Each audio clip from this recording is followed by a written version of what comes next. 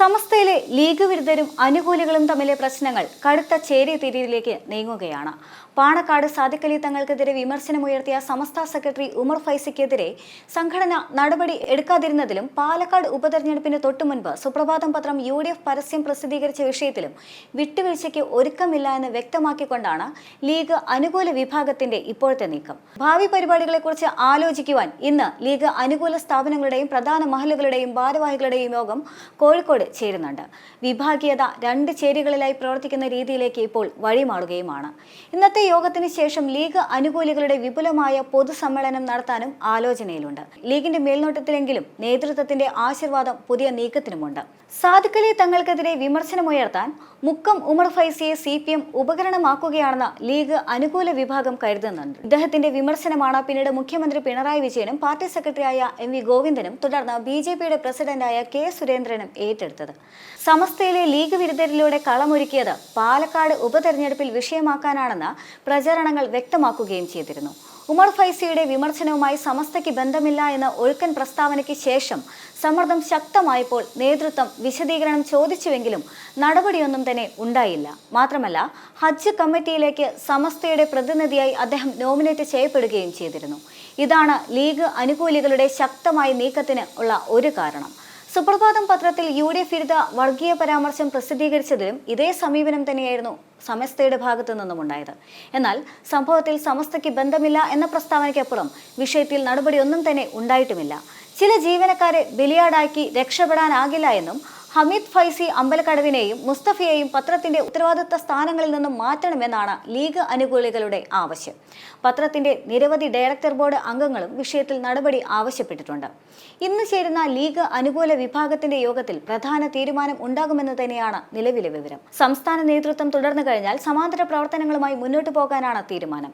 നിലവിൽ ഖാദി ഫൗണ്ടേഷൻ പ്രവർത്തിക്കുന്നുണ്ടെങ്കിലും പാണക്കാട് തങ്ങൾ കുടുംബം മഹല്ലുകൾ മാത്രം കേന്ദ്രീകരിച്ചാണ് ഇതിന്റെ പ്രവർത്തനം. മറ്റ് മഹല്ലു സ്ഥാപനങ്ങളിലേക്കും സംവിധാനങ്ങളിലേക്കും പ്രവർത്തനം വ്യാപിപ്പിക്കുകയാണ് ലീഗ് അനുകൂലികളുടെ ഇപ്പോഴത്തെ ലക്ഷ്യം.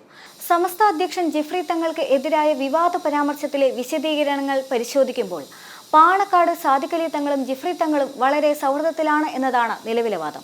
സമസ്തയും ലീഗും തമ്മിലുള്ള ചെറിയ ആശയക്കുഴപ്പങ്ങൾ പറഞ്ഞ് അവസാനിപ്പിച്ചുകൊണ്ട് ഒത്തുതീർപ്പിലേക്ക് വരികയാണ്.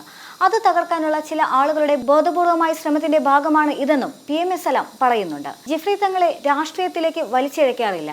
വലിയ മതസംഘടനയുടെ ഉന്നതനായ നേതാവാണ് അദ്ദേഹം. മുഖ്യമന്ത്രി പിണറായി വിജയൻ P സരിന്റെ കൈപിടിച്ച് ഉയർത്തുകയാണ് ചെയ്തത്.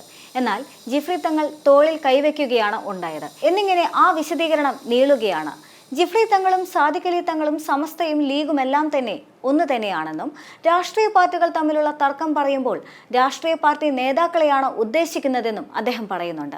പറഞ്ഞ കാര്യത്തിൽ സംശയമുണ്ടെങ്കിൽ മാധ്യമങ്ങൾ ചോദിക്കണമെന്നും മാധ്യമങ്ങൾ പറഞ്ഞതാണ് ശരിയെന്ന് തെളിയിക്കാൻ കഴിയുമോ എന്നും PMS സലാം വെല്ലുവിളിക്കുകയും ചെയ്യുന്നുണ്ട്.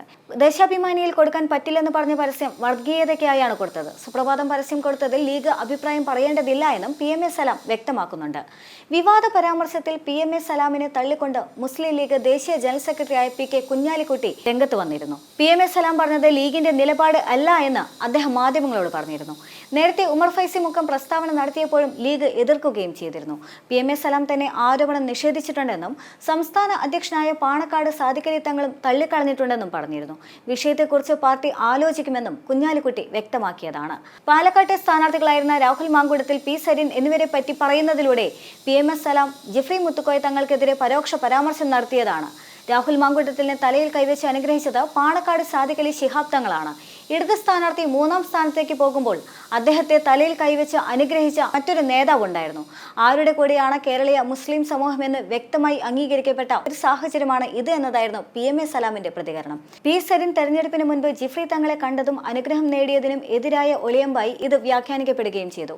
മുസ്ലിം സമുദായത്തെ പ്രതിനിധീകരിക്കുന്ന പത്രങ്ങൾ ഏതാണ് എന്നും ഈ തെരഞ്ഞെടുപ്പിലൂടെ വ്യക്തമായിരിക്കുകയാണ് എന്നും സുപ്രഭാതത്തിലും സിറാജിലും വന്ന പരസ്യങ്ങളെ പരോക്ഷമായി സൂചിപ്പിച്ചുകൊണ്ട് സലാം വ്യക്തമാക്കുകയും ചെയ്തു. ഏത് പത്രം പറയുന്നതാണ് കേരളത്തിലെ മുസ്ലിം സമൂഹം അംഗീകരിക്കുന്നതെന്ന് കൂടി തെളിയിക്കപ്പെട്ട സാഹചര്യമാണെന്നുമായിരുന്നു PMS സലാം അന്ന് ചൂണ്ടിക്കാണിച്ചത്. അതേസമയം PMS സലാമിനെ വിമർശിച്ചുകൊണ്ട് SYS നേതാവായ അബ്ദുൽ ഹമീദ് ഫൈസി അമ്പലക്കടവ് ഫേസ്ബുക്കിൽ കുറിപ്പിട്ടതും ശ്രദ്ധേയമായിരുന്നു. സമസ്തയെയും സമസ്ത നേതാക്കളെയും ഇടയ്ക്കിടെ കൊട്ടുന്നത് മുഖ്യ തൊഴിലാണെന്ന് ഫൈസി അമ്പലക്കടവിൽ ഫേസ്ബുക്കിൽ കുറിച്ചിരുന്നു. സമസ്ത അധ്യക്ഷനെ നിരന്തരം വേട്ടയാടുന്നത് ലീഗ് നേതൃത്വത്തിൽ നുഴഞ്ഞു കയറി പാർട്ടി സ്ഥാനം ദുരുപയോഗം ചെയ്തുകൊണ്ട് സമസ്തയെ ആക്രമിക്കുകയാണ് ഇവരുടെ ലക്ഷ്യമെന്നും അദ്ദേഹം പറഞ്ഞിരുന്നു. ആര് ചതിപ്രയോഗം നടത്തിയാലും സമസ്തയ്ക്ക് ഒന്നും സംഭവിക്കില്ല എന്നും ഫൈസി അമ്പലക്കടവ് പോസ്റ്റിൽ പറയുന്നുണ്ടായിരുന്നു. ഇത്തരത്തിലുള്ള വലിയ തരത്തിലുള്ള വിവാദങ്ങൾക്കും വിമർശനങ്ങൾക്കും ശേഷമാണ് ലീഗ് നേതൃത്വത്തിന്റെ യോഗം ചേരുന്നത്. ഇതേ സാഹചര്യത്തിൽ പരിശോധിക്കുകയാണെങ്കിൽ സമസ്തയുമായുള്ള പ്രശ്നങ്ങൾക്ക് ഇതുവരെ ശമനമായിട്ടില്ല എന്നും കാണാൻ സാധിക്കും. ലീഗിന്റെ ഇന്നത്തെ യോഗം കൂടി കഴിയുന്ന സാഹചര്യത്തിൽ സമസ്തയും ലീഗും അഥവാ സമസ്തയിലെ തന്നെ ലീഗ് അനുകൂലികളും മറ്റുള്ളവരും രണ്ട് തട്ടിലാകാനുള്ള സാധ്യതയും ഏറെയാണ്.